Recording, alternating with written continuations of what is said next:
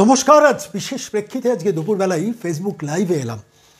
গোসাবা থানা আমাকে ডাকা, আপনারা জানেন, সেই সংক্রান্ত একটি মামলা কলকাতা হাইকোর্টে করেছিলাম এবং গোসাবা থানায় না গিয়ে সরাসরি আজকে সকালবেলা সকাল 11টা থেকে গোসাবা থানার যিনি ইনভেস্টিগেটিং অফিসার তার সামনে সরাসরি হাজিরা দেওয়ার কথা, ভার্চুয়ালি আমার বাড়ি থেকে ভার্চুয়ালি হাজিরা দেওয়ার কথা। সেই অনুযায়ী প্রস্তুতি নিয়ে সমস্ত কাগজপত্র নথি নিয়ে আজকে সকালবেলা সকাল 11টায় ভার্চুয়ালি গোসাবা থানায়, এখান থেকে আমার বাড়ি থেকে প্রায় 100 কিলোমিটার দূর, সেখানে আমি ভার্চুয়ালি শুনানি করলাম।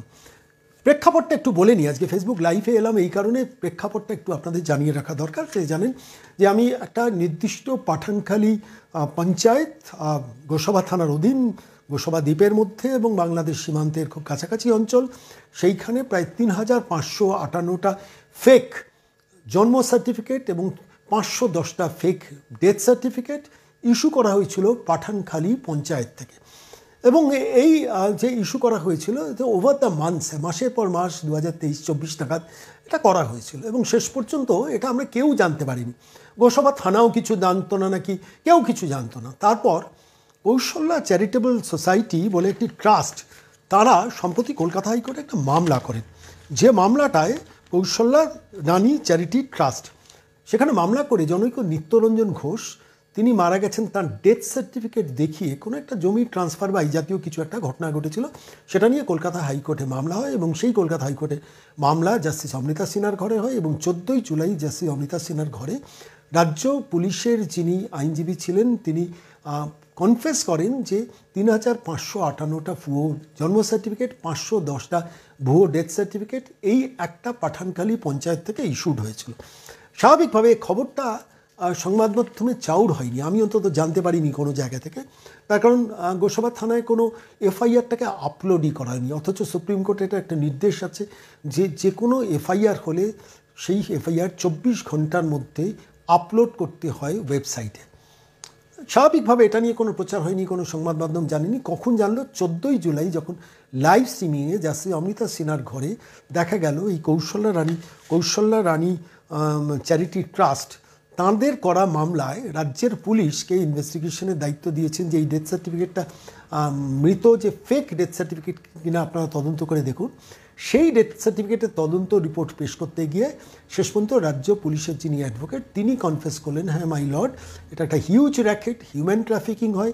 3558টা ভুয়ো ডেথ সার্টিফিকেট ট্র্যাক করা গেছে, 510টা ভুয়ো 3558টা বার্থ সার্টিফিকেট ট্র্যাক করা গেছে এবং 510টা ডেথ সার্টিফিকেট ট্র্যাক করা গেছে। এই রিপোর্টটা লাইভ স্ট্রিমিং আমার একটু দেখা অভ্যেস আছে। দেখার পর পরবর্তীকালে দু একটা ছোটোখাটো সংবাদপত্রেও সেই রিপোর্টটা বেরিয়েছিল। আমার কোনো একটা জায়গায় মনে হয়েছিল এটা খুব ইম্পর্টেন্ট যে একটা পঞ্চায়েত থেকে যদি 4000-এর কাছাকাছি ভুয়ো death certificate birth certificate issued হয়, তাহলে অন্যান্য পঞ্চায়েতগুলোতে কি হয়ে থাকলেও থাকতে পারে। আর বিশেষ করে গোসাবা, তার কারণ অদূরেই বাংলাদেশ বর্ডার এবং যে পর্যায়ে দাঁড়িয়ে সামারি স্পেশাল ইন্টেন্সিভ রিভিশন এতে চলছে, অর্থাৎ ভোটার লিস্টে চলছে, সেই সময় দাঁড়িয়ে আজকে বিষয়টা খুব প্রাসঙ্গিক। আমি এটা নিয়ে একটা ভিডিও করেছিলাম, বাংলা বার্তায় সকাল 8টায় প্রতিদিন করি, সেখানেই প্রশ্ন করেছিলাম এবং সেখানে প্রশ্ন রেখেছিলাম যে তার সঙ্গে আরও একটা তথ্য, সেটা হচ্ছে রেশন কার্ড শেষ পর্যন্ত যেটা এলিমিনেটেড হয়েছে, অর্থাৎ এই বায়োমেট্রিক সিস্টেম করার ফলে যে অগুন্তি রেশন কার্ড সারা পশ্চিমবঙ্গ জুড়ে বাতিল হয়েছে। আমি প্রশ্ন করেছিলাম যে এই রেশন কার্ডগুলোতে প্রতি রেশন কার্ডে প্রতি গ্রাহকের জন্য 150 টাকা ভর্তুকি দিতে হয় সরকারকে, যার মধ্যে কেন্দ্রীয় রেশন কার্ডগুলোতে 145 টাকা কেন্দ্রীয় সরকার ভর্তুকি দেয়। তাহলে এই হাজার হাজার কোটি টাকা যে গায়েব হয়ে গেল, এর দায়টা কে নেবে? ঠিক পাঠানখালী পঞ্চায়েতের রেফারেন্সটা দিয়ে আমি একটা ভিডিওতে বলেছিলাম। সেই ভিডিওর মধ্যে 6 মিনিট ছিল পাঠানখালী পঞ্চায়েতের এই বিষয়টা উল্লেখ, যে কোনো পুলিশের বড়োবাবু, মেজোবাবু, সেজোবাবু, ছোটোবাবুরা কেউ জানতেন না যে এত বড় একটা স্ক্যাম, যে 3558টা ভুয়ো বার্থ সার্টিফিকেট, এর ভিত্তিতে কত আধার কার্ড, কত পাসপোর্ট, কত রেশন কার্ড, কত কিছু হয়ে যাচ্ছে, অথচ প্রশাসন, অ্যাডমিনিস্ট্রেশন সবাই চুপ, কেউ জানতো না। রাজীব কুমারের গোয়েন্দা বিভাগ কী করছে প্রশ্ন তুলেছিলাম। গোসাবা থানার বড়োবাবু, মেজোবাবু, সেজোবাবুরা কী করেছেন যখন এই সব সার্টিফিকেটগুলো ইস্যুড হয়েছে? এই নিত্যরঞ্জন ঘোষ যে মানুষ মারা গেছেন তার 9ই আগস্ট 2024, অথচ গোসাবা থানা এফআইআর করেছে, গোসাবা পাঠানখালী পঞ্চায়েত জানতে পেরেছে 6ই মার্চ, সেটা নিয়ে পুলিশ এফআইআর হয়েছে। তারপর পুলিশ ইনভেস্টিগেশন শুরু করেছে। নিত্যরঞ্জন ঘোষের ব্যাপারটা আদালতে মামলা হওয়াতে স্বাভাবিকভাবে সেই মামলা প্রেক্ষিতে জাস্টিস অমৃতা সিনহা ইনভেস্টিগেশনের জন্য বলেছিলেন এবং সেই ইনভেস্টিগেশন করতে গিয়ে তখন রাজ্য পুলিশের অ্যাডভোকেট এসে বলছেন শুধু নিত্যরঞ্জন ঘোষ নয়, মাই লর্ড ৩,৫৫৮টা বার্থ সার্টিফিকেট ইস্যুড হয়েছে। এখন স্বাভাবিকভাবে এই প্রেক্ষিতে দাঁড়িয়ে যে ভিডিওটা করেছিলাম সেই ভিডিও যেদিনকে 17 তারিখ সকাল 8টায় আপলোড হয়, 18 তারিখ দুপুর 3:40 নাগাদ গোসবা থানার একজন ইনভেস্টিগেটিং অফিসার আমার বাড়িতে এসে হাজির হন। বললেন আপনি সমস্ত তথ্য প্রমাণ ডকুমেন্ট নিয়ে গোসবা থানায় হাজির হবেন 24 তারিখ সকাল 11টায়। প্রথম দিকে সিদ্ধান্ত নিয়েছিলাম যে গোসবা থানায় যাব হাজিরা দিতে, সিদ্ধান্ত নিয়েই নিয়েছিলাম কী আছে লুকোনোর। আমি তো কলকাতা হাইকোর্টে একটা লাইভ স্ট্রিমিং শুনে কলকাতা হাইকোর্টের অর্ডারটাও ডাউনলোড করলাম, সেটা শুনে আমি বক্তব্যটা শুনে আমি সরাসরি পুরো ব্যাপারটা একটা বক্তব্য পেশ করেছি। এখন সেখানে কিছু প্রশ্ন করেছি যে রোহিঙ্গা নিয়ে মমতা বন্দ্যোপাধ্যায়ের যে ভূমিকা, রোহিঙ্গা বাঁচাও মানে সামনে বলছেন বাঙালি বাঁচাও আদতে রোহিঙ্গা বাঁচাও, এই প্রেক্ষিতে দাঁড়িয়ে এই পাঠানখালী পঞ্চায়েতের এই ঘটনাটাকে আমি ন্যারেট করেছিলাম স্বাভাবিকভাবে এটা, এবং বলতে গিয়ে বলেছিলাম এটা দক্ষিণ চব্বিশ পরগনার বিস্তীর্ণ অঞ্চলে ভাইপোর জঙ্গল রাজ চলছে। আমি প্রশ্ন করেছিলাম রাজীব কুমারকেও যে রাজীব কুমারের গোয়েন্দা দপ্তর রেখে কাজ কি, যদি একটা পঞ্চায়েতে মাসের পর মাস বছরের পর বছর যদি এই ধরনের ভুয়ো ডেথ সার্টিফিকেট বার্থ সার্টিফিকেট ছড়িয়ে থাকে। একটা কলকাতা হাইকোর্টে মামলা হওয়ার পর আমরা জানতে পারছি কৌশল্যা রানী চ্যারিটি ট্রাস্ট তারা পঞ্চায়েতে গিয়ে অভিযোগ জানানোর পর তারপর পঞ্চায়েত সেই ব্যাপারে উদ্যোগী হয়েছে বলে আপনার মনে হয়েছে। তো প্রশ্নটা হচ্ছে তাহলে অন্য পঞ্চায়েতগুলোতে কি হয়, পুলিশের ভূমিকা কী, প্রশাসনের ভূমিকা কী? তাহলে রোহিঙ্গারা যে ভারতবর্ষের বিভিন্ন জায়গায় এই পশ্চিমবঙ্গ থেকে ছড়িয়ে পড়ছে, যারবার যেটা বলি যে পশ্চিমবঙ্গ হয়েছে রোহিঙ্গা হাব, এখান থেকে রোহিঙ্গাদের ডিস্ট্রিবিউশন করা হয় সারা ভারতবর্ষের মাটিতে দাঁড়িয়ে ভারতবর্ষে, সেটা নিয়ে প্রশ্ন করেছেন। তার জন্য গোসবাতে ডেকে পাঠানো, ঠিক আছে যাবো, সিদ্ধান্ত নিয়েছি। তারপর এই খবরটা আমি ফেসবুকে লেখার পর বহু মানুষ আমাকে ওই গোসবা ক্যানিং ওইসব অঞ্চল থেকে ফোন করতে থাকেন এবং তারা বলেন যে শোনবাবু আপনি যে যাবেন সিদ্ধান্ত নিয়েছেন এটা কিন্তু সাংঘাতিক হতে পারে। এখন কেন? বলে এভরিথিং ইজ পসিবল। আপনি বিদ্যাধরী নদী ক্রস করে বোটে করে যেতে হবে, আপনার বোটের মধ্যে থেকে কেউ যদি জলে ফেলে দেয় আপনার কিছু করার থাকবে না। কারণ সে কী বলছেন, এটা ভয় পাওয়াচ্ছেন। তারপরে বলছেন যে দেখুন আপনি থানায় গেলেন, ইন্টারোগেশন ফেস করলেন, 3 ঘন্টা বাদে হয়তো বেরিয়ে এলেন, বেরিয়ে আসার পর যখন বিদ্যাধরী নদী ক্রস করে সে গাড়ি ধরবেন তখন আপনার গাড়ি ভাঙচুর হলো, আপনাকে মারধর করা শুরু হলো। কেন ওই জায়গাটা খুব সেফ জায়গা নয়, শোনবাবু খুব সতর্ক থাকবেন এবং এভরিথিং ইজ পসিবল, সব কিছু সম্ভব। প্রথমে 1-2টো ফোন পেতাম, তারপরে প্রচুর ফোন পেতে শুরু করলাম। 18 তারিখ এই ঘটনাটাকে জানানোর পর বহু মানুষ আমার হিতৈষীরা বললেন শোনবাবু খুব সাবধান, দক্ষিণ চব্বিশ পরগনায় যাচ্ছেন, ভাইপো কিন্তু ওখানে একটা জঙ্গল রাজ করে রেখেছেন। আপনি জানেন যে বজবজে গিয়ে কীভাবে আক্রান্ত হয়েছেন ডক্টর সুকান্ত মুন্দার একজন মানে নিজের দলের কর্মীকে দেখতে গিয়ে, শুভেন্দু অধিকারী মহেশতলায় কীভাবে আক্রান্ত হয়েছে আপনি জানেন। আমি নিজের অভিজ্ঞতা আছে যে কোনো একজন প্রভাবশালী যুবরাজের কন্যাকে নিয়ে অভয়াকাণ্ডের সময় 2-3 মেয়ে কিছু মন্তব্য করায়, তার মেয়েরা যদি এরকম আক্রান্ত তাহলে কী হতো। সে সময় তাদের ফলতা থানা নিয়ে যায় এবং নিয়ে গিয়ে অভিযোগ তাদের সেই লকআপের গেট খুলে দেয়, জাহাঙ্গীর বাহিনী গিয়ে তাদের বিভৎসভাবে মারে। সেটা নিয়ে কলকাতা হাইকোর্টে মামলা হয়, সুপ্রিম কোর্টে মামলা হয়, সেই সব তদন্ত এখনও চলছে।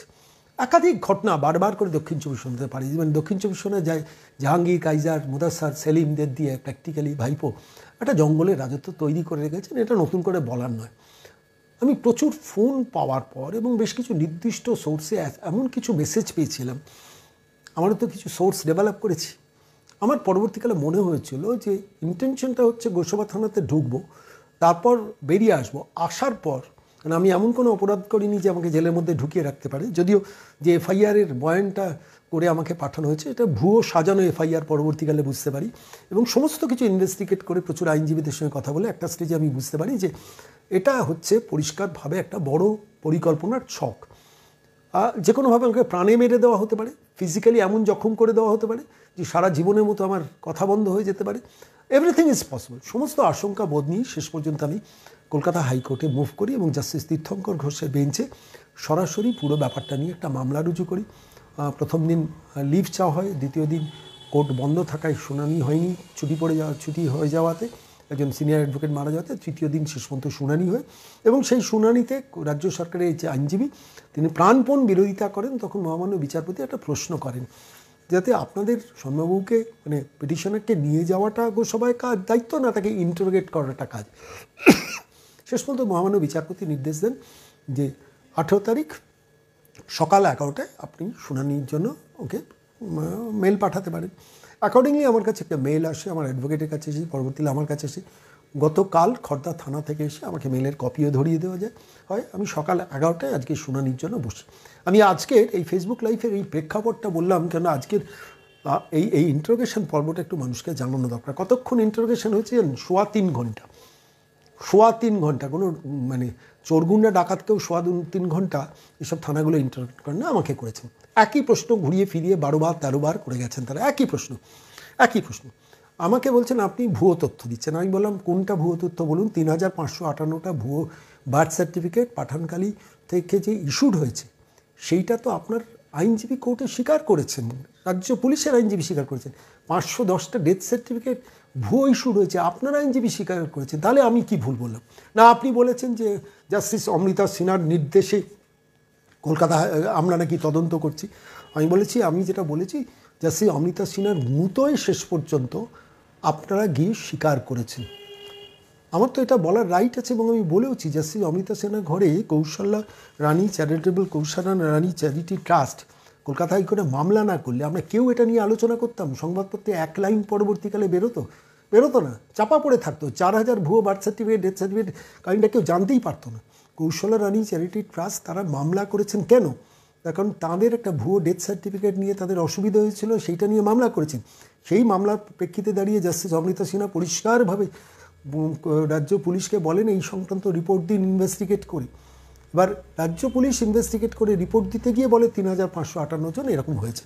কিন্তু পঞ্চায়েত 6ই মার্চ 2025 যখন কৌশলানী চ্যারিটি ট্রাস্ট এটা নিয়ে ছোটাছুটি করছেন তখন একটা এফআইআর করেন এবং গোসাবা পুলিশ সেটা নিয়ে তারপর গ্রেফতারি করে, আমি যতটুকু যা রিপোর্ট পেয়েছি। আমার প্রশ্ন ছিল যে গত 2 বছর ধরে যখন এই ফলস ফেক জন্ম বা মৃত্যু সার্টিফিকেটগুলো বেরিয়েছে এবং সারা ভারতবর্ষে সেটা তো ছড়িয়ে গেছে, ধরুন কেউ হরিয়ানায় আছে, হতে পারে তাঁর কাছেও তো এই ভুয়ো বার্থ সার্টিফিকেট নিয়ে আধার কার্ড তৈরি করা আছে, হয়তো আমরা তো কেউ বলতে পারবো না। সারা ভারতবর্ষ তো, পশ্চিমবঙ্গ তো রোহিঙ্গা হাব তৈরি করে, রোহিঙ্গা ডিস্ট্রিবিউশন সেন্টারে মমতা বন্দ্যোপাধ্যায় তৈরি করে ফেলেছে। বলতে এই ভুয়ো ডেথ সার্টিফিকেট বার্থ সার্টিফিকেট এরা আইডেন্টিফাই করেছেন কোথায় কোথায় ছড়িয়ে গেছে, কী ডকুমেন্ট তৈরি করেছে, হু নোজ।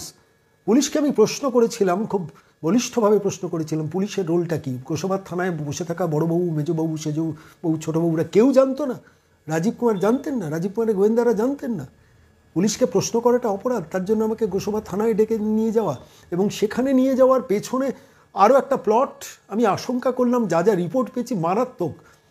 এবং আমি দেখুন, আমাকে একজন বলেছেন দর্শক যে শর্মাবাবু আপনি বোটে করে ধরুন 10 জন লোককে সঙ্গে নিয়ে আপনি গেলেন, ওই বোটের মধ্যে থেকে আপনাকে মেরে ধাক্কা মেরে জলে ফেলে দিলে আপনি কিচ্ছু করতে পারবেন না, ওখানে এসবটা অপরাধ হিসেবে বিবেচিতই হয় না। কি বলছেন আপনি? সেদিনকে আমি তাকে প্রশ্ন করেছিলাম।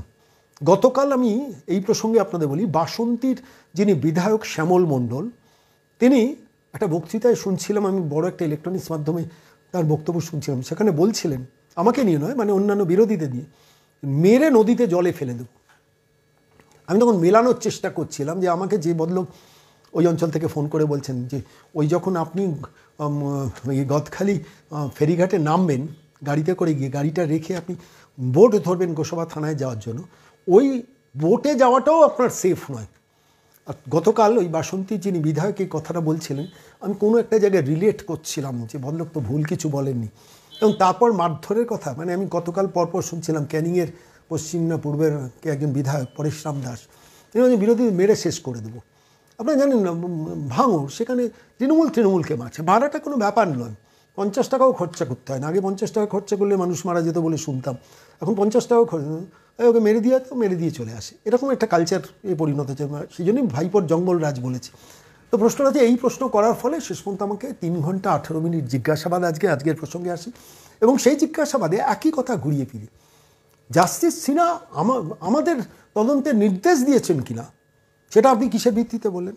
এখন আমি সমস্ত ডকুমেন্টগুলো নিয়ে বসেছিলাম, আমি অন্তত 10-15টা নথি নিয়ে বসছিলাম। প্রথমত যে এফআইআরটা করানো হয়েছে, সেই এফআইআরে বয়ানে লিখছে, চিন্তা করে দেখুন, আমি আজকে মন খুলে কিছু কথা বলবো বলে আজকে এই প্রতিবেদনে এলাম, যেখানে আমাকে 17 তারিখ আমি সকাল 8টায় যে বক্তব্যটা পেশ করেছি, 18 তারিখ সন্ধ্যে 6:15 এফআইআর রুজু হয়ে গেল, 19 তারিখ সকালবেলায় আইও বেরিয়ে পড়লেন গাড়ি করে, দুপুর 3:40 খর্দা থানার একটা ভ্যানকে নিয়ে আমার বাড়িতে পৌঁছে গেলেন এবং সেখানে লিখছেন যে notice for appearance before the IO of the above noted case. এবং সেখানে লিখতে গিয়ে 2 নম্বর প্যারায় লেখা হচ্ছে, although you are not being placed under arrest at this stage, অর্থাৎ এখনও তোমাকে গ্রেফতার করা হয়নি। মানে আপনি চিন্তা করে দেখুন, একটা অভিযোগ কি আমি কথা বলেছি একটা কোর্টের রায় নিয়ে, সেখানে প্রথমেই আমাকে অ্যারেস্টের ভয় দেখাচ্ছে, although you are not being placed under arrest at this stage in respect of the aforesaid FIR, you are directed to comply with all the following conditions and directions. কি তার direction? You will not commit any offence in the future. আরে আমি offence করলাম কি না সেটা police জানলো না, তার আগে পুলিশ আমাকে লিখে পাঠাচ্ছে you will not commit any offence in the future. কত বড় অসভ্য বর্বর শয়তান পুলিশ বলুন তো। আপনি একটা অভিযোগ হয়েছে, আমি একটা ভিডিও টেলিকাস্ট করেছি, এটা কলকাতা হাইকোর্টের রায় প্রেক্ষিতে, সেখানে আমাকে এই অসভ্যের মতো এই চিঠি দিচ্ছে, you will not commit any offence in the future. আমি অফেন্স করেছি কিনা আপনারা কে তদন্ত করবে? কোর্ট তদন্ত করবে। আপনি ইনভেস্টিগেশন রিপোর্ট জমা দিতে পারেন, তার আগে আমাকে ডেকে পাঠাতে গিয়েই আপনি লিখে দিচ্ছেন you will not commit any offence in the future. আমি এটা দেখাচ্ছি আপনাদের কাছে। প্রথম 2 নম্বর প্যারা লিখছে, although you are not being placed under arrest at this stage, এখানে লিখছে। আবার শেষ করার আগে লিখছে, failure to attend comply with the terms of this notice can render you liable for arrest. আবার অ্যারেস্টে ভয় দেখাচ্ছে। ভাবুন, কলকাতা হাইকোর্টে মহামান্য বিচারপতি জাস্টিস অমৃতা সিনহার ঘরে রাজ্য পুলিশ স্বীকার করছে যে 4000 ভুয়ো বার্থ সার্টিফিকেট, ডেথ সার্টিফিকেট। আমি সেইটাকে টেলিকাস্ট করেছি কেন? সেই অপরাধে আমাকে 2বার গ্রেফতারির ভয় দেখিয়ে লেখা হচ্ছে will not commit any offence in the future. এত গেল অন্য জিনিস। আমি আজকে অন্তত বিশ্বাস করুন আপনাদের কাছে সামনে 14-15টা সাপোর্টিং ডকুমেন্টস নিয়ে আমি এই হাজিরায় উপস্থিত ছিলাম, ভার্চুয়াল হাজিরায়। আর যতবার আমি তুলে দেখাচ্ছি here is the document, here is the document, এটা করে, তারপর পুলিশ অফিসার একবার করে বলছেন যে না, আপনাকে প্রশ্ন করেছিলাম, আপনি কোনো নথি দেখাতে পারেননি। আমি তখন তুলে এভাবে দেখাতে শুরু করলাম, একটা করে নথি। এটা নথি নয়। আমি সুপ্রিম কোর্টের একটা অর্ডার 2016 সালে ছিল যে কোনো FIR করলে তার FIR 24 ঘন্টার মধ্যে সেটা আপলোড করতে হয়। 6ই মার্চ যেটা পাঠানখালী পঞ্চায়েত FIR করেছিল এই জাল সার্টিফিকেট নিয়ে, সেটা আপনারা আপলোড করেননি। সুপ্রিম কোর্টের অর্ডারটাই, কপিটা এইভাবে জাস্ট দেখালাম।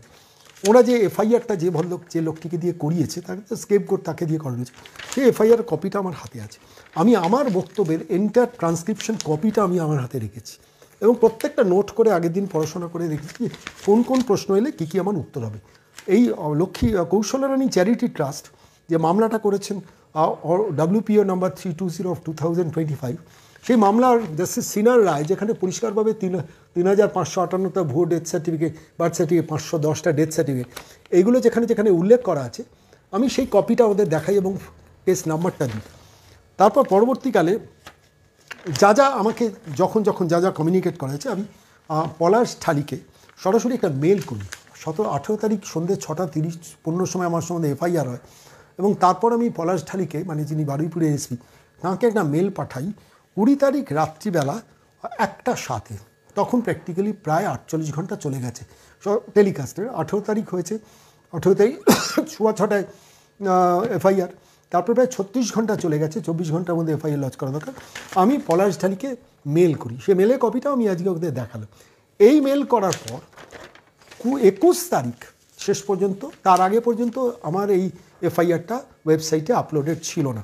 সেগুলো আমি চেক করেছি, আমি সে কপিগুলো প্রত্যেকটা আজকে দেখালাম, যা কপি। এবং তারপর 21 তারিখ রাতারাতি আপলোড করতে গিয়ে ভুল নাম্বার দিয়ে 2টো আপলোডিং করা হয়েছে, ভুল নাম্বার দিয়ে আপলোডিং পর্যন্ত করা হয়েছে। সেটাও আমি আজকে বললাম, তার নথিও আমি দেখালাম যে আপনারা কীভাবে ভুল নম্বর দিয়ে আপলোড করছেন।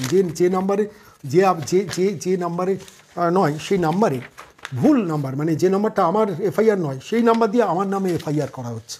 আমি একটার পর একটা নথি আজকে ডকুমেন্ট ওদের সামনে তুলে ধরিয়েছি। এবং তারপর যে লোকটিকে দিয়ে আমার সামনে FIR করানো হয়েছে, সেই FIR-এর প্রত্যেকটা প্যারা পড়ে আমি প্রত্যেকটা বলেছি যে আমার সম্বন্ধে বলা হয়েছে তিনি ধর্মীয় সমাবেশ, মসজিদ ও উৎসবকে জাল সার্টিফিকেট বিতরণের আড়াল হিসেবে উল্লেখ করেন, যা একটি নির্দিষ্ট ধর্মীয় গোষ্ঠীর ওপর সন্দেহ অপমান সৃষ্টি করে। আমি বললাম আমার ভিডিওটা ট্রান্সক্রিপশন কপি আপনাদের কাছে, কোনো জায়গায় মসজিদ থেকে বিলি করা এই কথাটা লিখেছি? তো আপনারা এই যে একটা ফেক সাজানো FIR করালেন, আমি বলেছি আজকে অফিসারকে, আপনারা করালেন, যেখানে আমি যেটা বলিনি সেটাও আমার মুখে বসিয়ে দেওয়া হয়েছে, তার বিরুদ্ধে আপনারা কোনো ব্যবস্থা নিয়েছেন? বলে সেটা আপনাকে বলতে যাব না। মানে আজকে পুলিশের প্র্যাকটিক্যালি এই ভার্চুয়াল শুনানির মধ্যেও পুলিশ প্র্যাকটিক্যালি আমাকে ক্রমাগত ইনস্টিগেট করছিল না, প্র্যাকটিক্যালি হুমকির সুরে আপনি দিতে পারলেন না। আমি একটা করে এরকম নথি দেখাচ্ছি আর তারপরে সঙ্গে সঙ্গে বলছেন আপনি নথি দিতে পারলেন না। আমি 14 তারিখ কলকাতা হাইকোর্টে যে মামলাটা শুনানি জাস্টিস অমৃতা সিনহার বেঞ্চে হয়েছিল, সেই মামলায় যে শুনানি প্রায় 6-7 মিনিট শুনানি হয়েছিল, সেখানে কৌশল্যা রানী চ্যারিটি ট্রাস্টের পক্ষ থেকে আইনজীবী ছিলেন, রাজ্য পুলিশের আইনজীবী ছিলেন, জাস্টিস অমৃতা সিনহা যা মন্তব্য করেছেন সেই ভিডিওটা তো দেখানো উচিত নয়, লাইভ স্ট্রিমিংয়ের কাটিংটা আমার কাছে আছে। আমি গতকাল এই লাইভ স্ট্রিমিংয়ের এন্টায়ার বক্তব্যটা যা আলোচনা যা বক্তব্য হয়েছে জাস্টিস অমৃতা সিনহা, আমি সেইগুলো তুলে পড়ে শোনাতে লাগলাম যে দেখুন জাস্টিস অমৃতা সিনহার ঘরে এই শুনানি হয়েছে, প্রত্যেকটা তথ্য একদম ধরে মানে যেখানে রাজ্য পুলিশ স্বীকার করতে বাধ্য হচ্ছে যে এই পাঠানখালীতে it's a huge racket and my lord human trafficking everything others I should not mention everything, বারবার তথ্য বলছেন, প্রকাশ্যে আলোচনাটা ঠিক নয়, রাজ্য পুলিশের অ্যাডভোকেট বলছে। তার মানে এত ঘোরিত কিছু অপরাধ হয়েছে, I should not read it openly. তারপরে সিল্ড এনভেলপে রিপোর্টটাকে রাখতে বললেন। আমি বারবার don't disclose my lord, there are other things also. মানে রাজ্য পুলিশের যিনি অ্যাডভোকেট 14ই জুলাই তিনি সরাসরি কলকাতা হাইকোর্টে যা মেনশন করেছেন, আমি এন্টার ট্রান্সক্রিপ্টেড কপিটা আমি হাতে রেখে ডকুমেন্ট রেখে আমি একটার পর একটা নথি, এই সমস্ত নথিগুলো প্র্যাকটিক্যালি তুলে ধরি। ইন্টারেস্টিং কী জানেন, মানে আমার এটা বলার জন্য আজকে মনে হয়েছিল ফেসবুক লাইভ করা দরকার। গোসবা নিয়ে রাজ্য পুলিশের বদমাইশির চেহারাটা এবং ভাইপোর জঙ্গলরাজের চেহারাটা আরেকবার প্রকাশ হলো। যিনি ওখানকার পুলিশের দায়িত্বে আছেন বললেন, পরিচয় দিলেন, আমি ত্রিদীপ কুমার মালিক পরিচয় দিলেন, আর তার সঙ্গে যিনি আইও ছিলেন জাহিদ আফতার মণ্ডল, দুজনেই আমার সঙ্গে শুনানিতে ছিলেন। সকাল 11টা অন ডট আমি সকাল 11টায় অনলাইনে এলাম। 11টা থেকে 12টা গেল, 1টা গেল, 2টো গেল, ছাড়া পেলাম 2:18 সময়। কন্টিনিউয়াসলি একটা করে তথ্য আমি দেখাচ্ছি, এই ডকুমেন্টগুলো যেগুলো জোগাড় করেছি সব দেখাচ্ছি, আর সঙ্গে সঙ্গে বলছে এটা কোনো নথি নয়, আপনি কোনো নথি দিতে পারলেন না। আমি তখন বলতাম আমি তো নথি দেখাচ্ছি, তারপরে নথি দিতে পারলাম না বলছেন। কলকাতা হাইকোর্টে রেফারেন্স দিচ্ছি, লাইভ স্ট্রিমিংয়ের রিপোর্টটা দিচ্ছি, লাইভ স্ট্রিমিংয়ের ট্রান্সক্রিপ্টেড কপিটা আপনাদের পড়ে শোনাচ্ছি। কন্টিনিউয়াসলি অসভ্যতা করে গেলেন। মানে প্র্যাকটিক্যালি আমি ভেবেছিলাম খুব ধৈর্য ধরে প্রত্যেকটা প্রশ্নের উত্তর দেবো, আমি ধৈর্য ধরে প্রত্যেকটা প্রশ্নের উত্তর দিয়েছি। মানে আমার সম্বন্ধে বলা হচ্ছে আমি ফেক রিপোর্ট পেশ করেছি। যদি ফেক রিপোর্ট পেশ করে থাকি তাহলে জাস্টিস অমৃতা সিনহার ঘরে কেন আপনাদের আইনজীবী স্বীকার করেছেন 4000-এর উপর ভুয়ো সার্টিফিকেট ইস্যুড হয়েছে।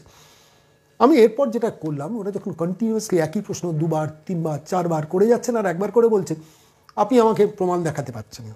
কীরকম জানেন, আমাকে বলছেন যে রোহিঙ্গার প্রেক্ষিতে, আমি আমার একটা বক্তব্যের জায়গায় বলেছিলাম, রোহিঙ্গার বিষয়টা উল্লেখ করে আমি বলেছিলাম যে এই রাজ্যে কেন রোহিঙ্গা ভোটার চলে যাওয়াতে ভয় পাচ্ছেন, আমি সেইটার প্রেক্ষিতে দাঁড়িয়ে আজকে এই ঘটনাটা বলছি।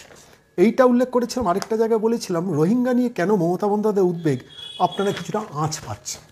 কেন আমি রোহিঙ্গা শব্দটা ব্যবহার করেছি আমি প্রমাণ দিতে পারবো যে 4000-এর মধ্যে কোনো রোহিঙ্গা বার্থ সার্টিফিকেট, মানে রোহিঙ্গারা আছে কিনা যারা বার্থ সার্টিফিকেট ডেথ সার্টিফিকেট পেয়েছেন। আমাকে অফিসার জিজ্ঞেস করছেন, মানে আমি তার উত্তরে বললাম যে আপনারা তো ইনভেস্টিগেট করেছেন এই যে 4000 ভুয়ো বার্থ সার্টিফিকেট, 3558টা ভুয়ো বার্থ সার্টিফিকেট আপনাদের আইনজীবী স্বীকার করেছেন সামার বাংলাদেশিস, এরা হিউম্যান ট্রাফিকিংয়ের সঙ্গে যুক্ত।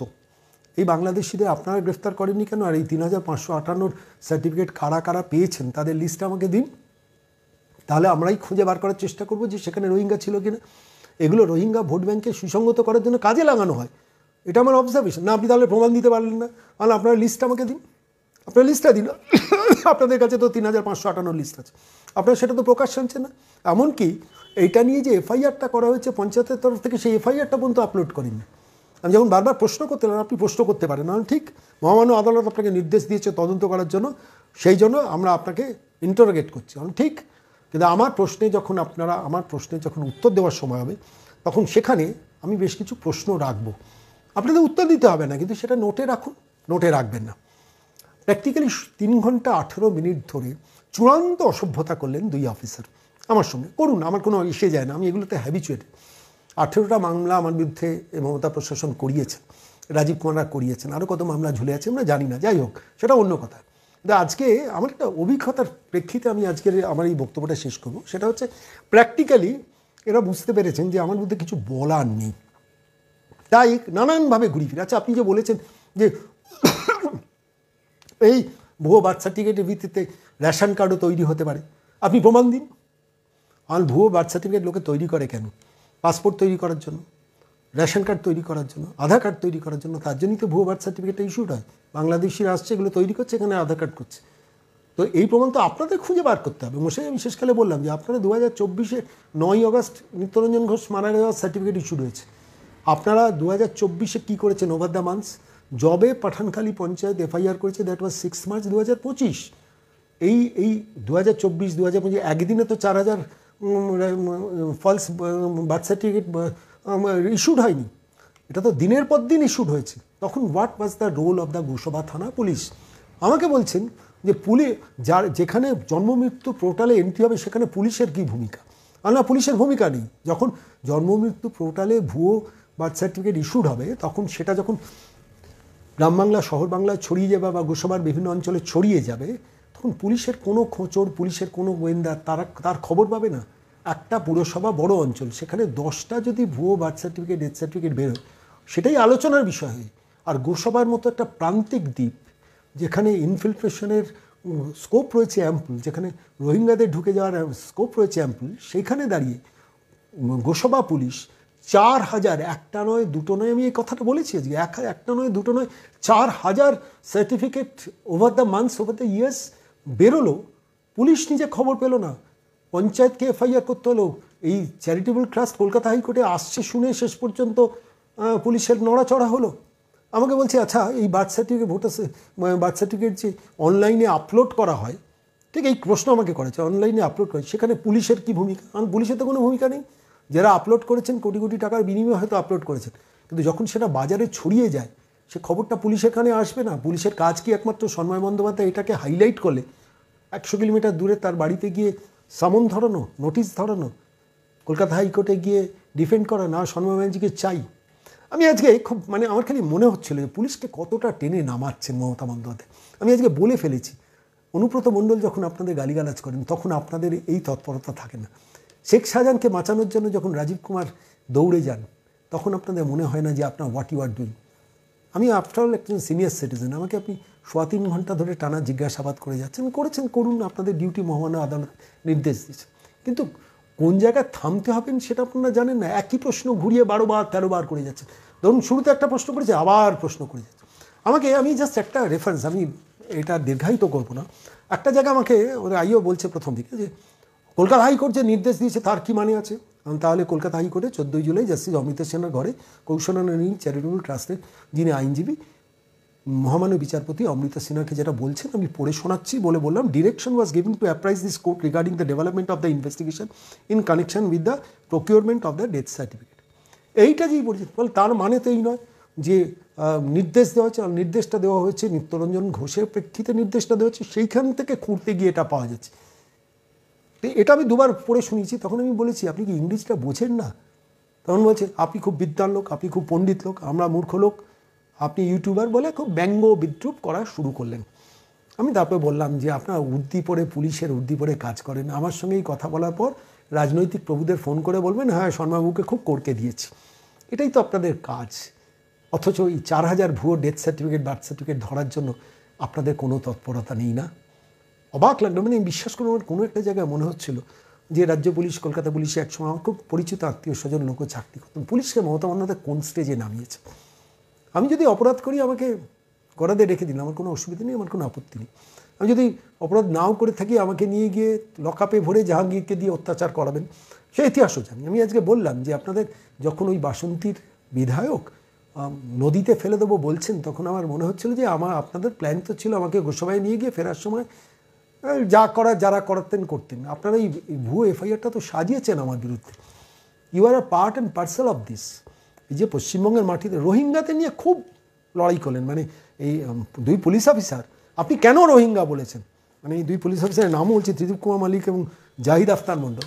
আপনি রোহিঙ্গাদের কথা কেন বলেছেন? আর আমি যেই রোহিঙ্গাদের পশ্চিমবঙ্গ ডিস্ট্রিবিউশন হাব বলে দিয়েছি রোহিঙ্গাদের, সমস্ত বলছেন না আপনি এই তদন্তের প্রেক্ষিতে বলুন রোহিঙ্গা। আমি তো বলেছি সারা ভারতের পশ্চিমবঙ্গের প্রেক্ষিতে যে রোহিঙ্গা নিয়ে পশ্চিমবঙ্গে যা চলছে এখন, স্পেশাল ইন্টেন্সিভ রিভিশন যেটা হচ্ছে, আমি তার প্রেক্ষিতে দাঁড়িয়ে বলেছি, তো তাহলে আমি রোহিঙ্গা নিয়ে কথা বলতে পারবো না? রোহিঙ্গা আপনি প্রমাণ করতে পারবেন যাদের বার্থ সার্টিফিকেট দেওয়া হয়েছে তাদেরকেও রোহিঙ্গা ছিল কিনা তালিকা দিন, আমি প্রমাণ করে দেবো। আমি বলছি চূড়ান্ত 3.25 ঘন্টার অসভ্যতার একটা সময়ের সাক্ষী থাকলাম। আপনারা আমাকে ভালোবাসেন, আপনারা অনেকে ফেসবুকে আমাকে অনেক মন্তব্য করেছেন, অনেকে পাশে দাঁড়িয়েছেন, আমি তাদের বিশেষ করে ধন্যবাদ দেবো। যারা তারপর থেকে আমাকে ক্রমাগত গোসবা ক্যানিং এইসব জায়গা থেকে ফোন করে করে বলেছেন, শর্মাবাবু খুব সতর্ক থাকুন, কিন্তু this people can do anything, থানাকে দিয়ে ডেকে নিয়ে যাবে, আপনার নিথর দেহটা কিন্তু শেষ পর্যন্ত বাড়িতে ফিরবে। আমি প্রথম দিকে ভয় পাইনি, কিন্তু পরবর্তীকালে আমার মনে হলো যে আমার সমাজের প্রতি দায়বদ্ধতা, আমার পরিবারের প্রতি দায়বদ্ধতা, আমার টিমের প্রতি দায়বদ্ধতা, সেখানে দাঁড়িয়ে একটু বেঁচে থাকাটা দরকার। এই রাজ্য পুলিশ ভাইপো বাহিনী শেষ পর্যন্ত সেই অধিকারটাও কি কেড়ে নেবে? তখনই আমি কলকাতা হাইকোর্টে গেছি, অনিচ্ছা সত্ত্বেও কলকাতা হাইকোর্টে গেছি, এবং বলা বাহুল্য এই কলকাতা হাইকোর্টে এই মামলাটা লড়ছেন, এখনও লড়ছেন, সেটা হচ্ছে ভারতবর্ষের প্রাক্তন ডেপুটি অ্যাডভোকেট জেনারেল যিনি ছিলেন বিলোদল ভট্টাচার্য, মনোজ মুখার্জি আপনারা জানেন, যিনি প্রাক্তন বিচারপতি এবং যিনি নেতাজি কমিশনের প্রধান ছিলেন, তাঁর নাতি মহিত মুখোপাধ্যায়, তাঁরা লড়েছেন। আর সব থেকে বেশি আমি বলবো যে গত 18-19 তারিখের পর থেকে আজ পর্যন্ত Suvendu Adhikari nonstop follow up করে গেছেন, আমি কি অবস্থায় আছি। উনিও বারণ করেছেন আপনি যাবেন না, আপনাকে ওরা প্রাণে মেরে ফেলার ছকটা করছে। এবং আপনারা বহু মানুষ আমাকে জানিয়েছেন, শুভেন্দুবাবু বলেছেন এই লড়াইয়ে আপনার পাশে আছি। এবং অবশ্যই কোথা থেকে, লন্ডনের ল্যাঙ্কাশায়ার থেকে ফোন করছেন ডাক্তার রজত শুভ বন্দ্যোপাধ্যায়, ডালাস থেকে ফোন করছেন অলোক ঘোষ, নিউ ইয়র্ক থেকে ফোন করছেন বিশ্বজিৎ চৌধুরী, অস্ট্রেলিয়া থেকে ফোন করছেন প্রতিমা চ্যাটার্জি, কত অসংখ্য বিদেশ থেকে ফোন পেয়েছি, দেশের গ্রামাঞ্চল, শহর, মফস্বল থেকে ফোন পেয়েছি যে শোনবাবু আপনাকে কিন্তু প্রাণে মেরে দেওয়ার আশঙ্কা হবে। প্রথমে শুনতে চাইনি, কিন্তু পরবর্তীকালে আমার পরিবার পরিজন, আমার টিম এবং অবশ্যই বৃহত্তর সমাজে আপনারা যারা প্রত্যেক দিন আমাকে সাহস জুগিয়েছে, আজকে 3.25 ঘন্টার এই অসভ্যতার চূড়ান্ত অসভ্যতার সাক্ষী থাকলাম, কিন্তু মেনে নিলাম। তার কারণে এই লড়াইটা জারি রাখতে হবে। প্রাণে মারতে পারলো না, কিন্তু মানসিকভাবে খতম করার জন্য আজকে 2 অফিসার কলকাতা হাইকোর্ট মহামান্য আদালত নির্দেশ দিয়েছেন। আমি আবারও বলছি, সমস্ত নথি নিয়ে তৈরি থেকেই করেছেন, ক্রমাগত 13 বার একটা প্রশ্ন কেউ 13 বার করে বলতে পারেন, ঘুরিয়ে ফিরিয়ে করছেন। একবার জাহিদ করছেন, তো একবার এই ত্রিদীপ মল্লিক করছেন, আর মাঝে মাঝে মিচকে হাসছেন, ধৈর্যের পরীক্ষা নিচ্ছিলেন না। আমি এত সহজে মরতে রাজি নেই মল্লিকবাবু, এত সহজে আপনাদের মারার অধিকারও দেবো না। জাহিদ আখতার সাহেব আপনারা রিপোর্ট করেছেন, এতক্ষণে হয়তো রিপোর্ট ভাইপোকে করে দিয়েছেন, শর্মাবুকে আচ্ছা করে দিয়েছে, এই না কত লড়াই লড়বেন। আমি চেষ্টা করবো এই লড়াই জারি রাখতে, কারণ আপনারা যারা আমার এই লাইভ স্ট্রিমিং এতক্ষণ সহ্য করলেন, শুনলেন, আমি ঘটনাটাকে আপডেট দেওয়ার জন্য আমার মনে হলো আপনাদের সবাইকে জানিয়ে রাখা দরকার। আপনারা তো সাক্ষী থাকলেন যে কী অত্যাচার আমার উপর করছে। আমাকে ওরা আসলে পঙ্কজ দত্ত করে দিতে চেয়েছিলেন আজকেই, এত সহজে মরতে রাজি নই। মনে রাখবেন মিস্টার রাজীব কুমার, মনে রাখবেন জঙ্গলরাজের রাজত্বের ভাইপো, এবং অবশ্যই মনে রাখবেন 14 তলায় বসে থাকা নবান্নের ওই মহিলা। আর আপনাদের সবাইকে করজোরে নমস্কার।